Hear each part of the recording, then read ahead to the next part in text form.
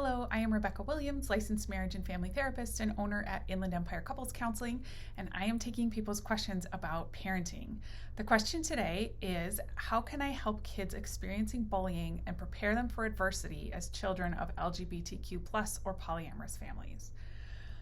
First off, if you're a parent who has this question, I want to let you know that I see the love and the fear and the worry that exists in that question.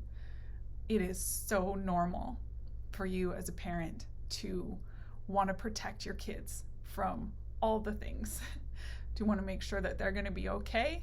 And I think in these particular situations, there can be this maybe extra pain as a parent when we think that who we are might bring pain to our children or might bring ostracism and bullying to our children. And that doesn't have to mean that we're ashamed of who we are. It's just an acknowledgement that perhaps their lives are going to be harder. And so I want to let you know that I see that and I want to honor that in you. And I do have some ideas for you. So here we go. The first thing is I would encourage you to talk about the bullying or the prejudice that you think that your kids might face. Talk to them about homophobia. Talk to them about prejudices and discrimination so that they have a way to understand it. What this does is it separates the thing from the child. We want to take this bullying behavior and put it as something that is part of a system, part of the society that's greater than the child, and so that they don't come to understand that there is something wrong with them or wrong with their family. So maybe that looks like, hey, there's lots of people who just don't understand. Or maybe they've been taught that this one way is the only way to be a family, and we know that that's not true. And that puts, like I said, that kind of separates the experience of the discrimination from your child, because it is completely normal, developmentally appropriate that a child will internalize that stuff. Well, if this bullying is happening, it must be something that's wrong with me, or it must be something that's wrong with my family. And they're not just going to automatically know that that's not true. So we can kind of get out in front of that by teaching them, and it seems kind of weird to say that, but like teaching them how to see the isms, the homophobia, the racism, the sexism, whatever the thing is, because this would apply to other things as well. So that's the first thing, is talk about what exists, educate them about the society that they live in, and then also let them know that that stuff, that hate that's out there is not okay. We know that that's not good. We know that our family is good. We want to, if possible, give our child a little bit of compassion and understanding for why other children might bully them. And I want to be really careful about how I say that. The idea here is that we don't want our kids to turn into bullies too. So maybe it helps them to say, that kid probably hears that kind of hateful stuff from their parents. That's what they've been taught. And we know that that's not right. And you don't have to put up with it. And also maybe that's just sad for that kid, or it's sad that they haven't been taught how to love, or it's sad that they don't know how great people like us are, or whatever that is. Like, we can offer a little bit of compassion and understanding. I guess what it really is humanizing the other person, so that our kid doesn't then turn around and other the person who's the bully just like they are being othered, because that doesn't really help. We want to make sure that our kids know not to expect bullying and not to acclimate to it.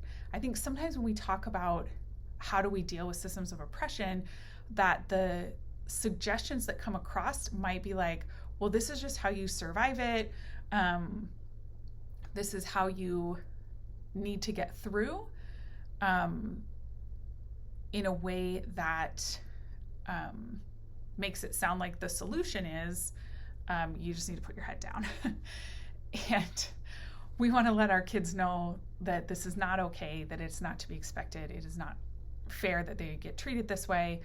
And then we can give them choices. So, because we also don't want our kids to feel disempowered, that they have to fight if that's not what they want. So maybe that looks something like, okay, this stuff is happening at school. One thing that we could do is I could talk to your teacher. We can go to the administration. I can tell you, I can help prepare you for what you need to say when you go to your teacher and say, this is what this kid is doing to me. Or if you don't want to do that, I can maybe give you some strategies for how you just stay away from that kid.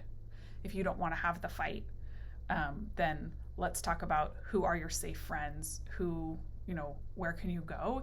And that ultimately is going to be a thing that builds resilience in your child when they know that they have choice. Sometimes I might want to stand up to someone and stand up to the bully and tell them that that's not okay, and we can help our kids know what words to say there. And also, I don't always have to be that person, because sometimes the reality is that sometimes standing up puts a target on your back, and we want our kids to feel safe and to be strategic, that sometimes it might not be a safe thing in some environments for them to speak up, and we want them to know that they can choose.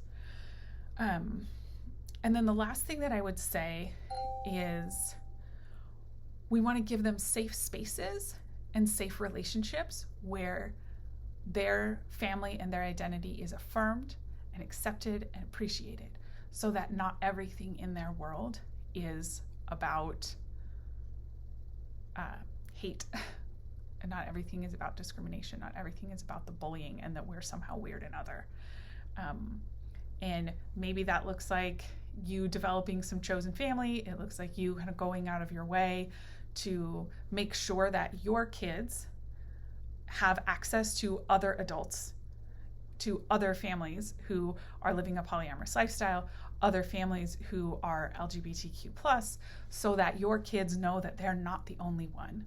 And knowing that we're safe at home, knowing that we're part of this other community, is something that will help them build the resilience that they might need to kind of weather those storms if they're getting bullied other places. And another thing that I would recommend is that you help your child engage with like something larger. So maybe there's a way that you all can be advocates in your own way. Okay, this is what we do to